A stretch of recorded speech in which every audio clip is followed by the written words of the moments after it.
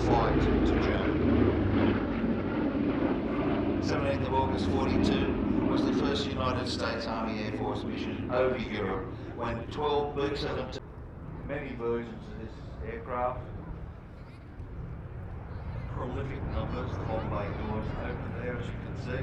You can actually walk between the rear and the front fuselage by coming over a catwalk in the middle of that bomb bay. For anyone that has done that, it's a bit disconcerting when the doors are actually open. Versions were fitted with lifeboats.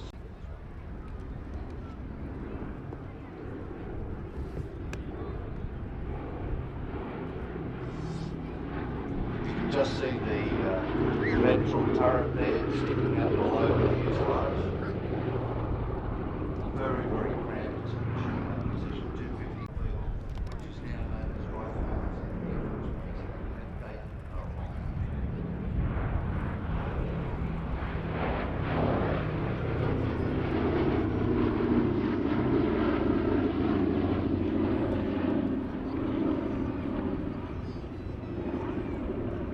A huge aircraft carrier during the Second World War.